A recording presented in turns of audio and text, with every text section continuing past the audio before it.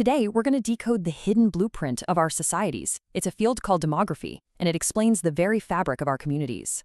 Let's dive right in. It's a feeling you might have had while traveling or even just watching the news. Some places just buzz with this youthful energy, while others feel more calm, established, maybe a little older. Well, that's not just a vibe, it's a demographic reality.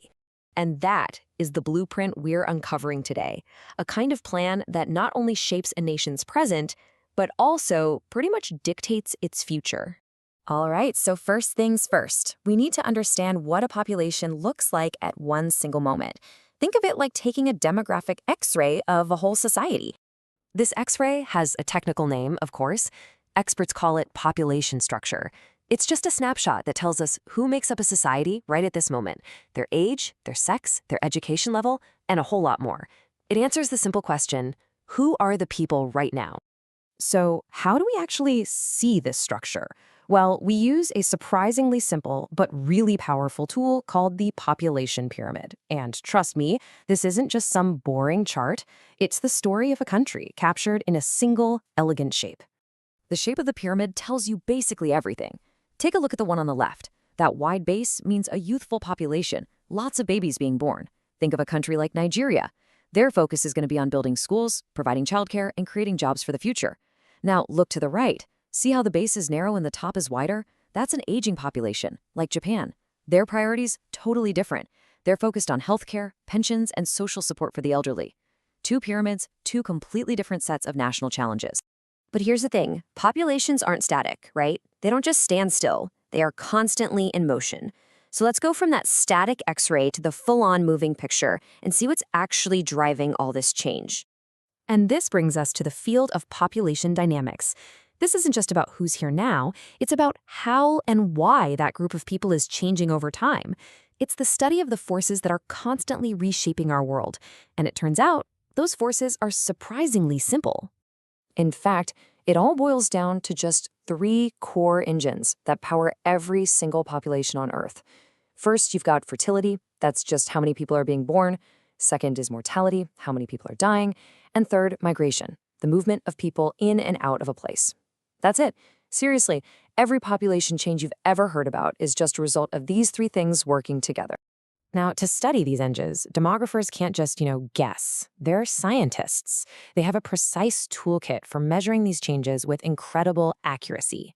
Which, of course, leads to the crucial question. How do you turn something as complex as human behavior, like having children or moving to a new country, into clear, simple numbers that you can actually compare?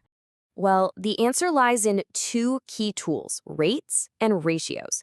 To put it simply, a rate measures how fast something happens over a period of time, kind of like speed. A ratio, on the other hand, is just a comparison at a single moment in time, like the number of boys to girls in a classroom. That's it. Simple, right? And when demographers use these tools, they can calculate these numbers that on the surface look really simple, but in reality, they tell a massive story about a society. Let's look at 2 of the most important ones. First up, life expectancy. This number, in this case 70 years, is the average number of years a newborn baby can expect to live. But it's so much more than just a number.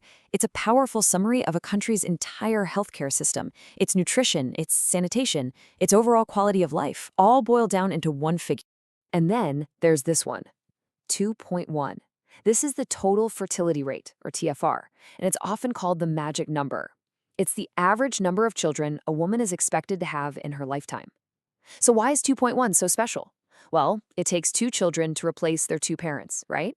The extra 0.1 is to account for the sad fact that not everyone survives to have kids of their own. So if a country is above 2.1, its population grows. If it's below 2.1, it shrinks. This one number can literally predict the future of a nation.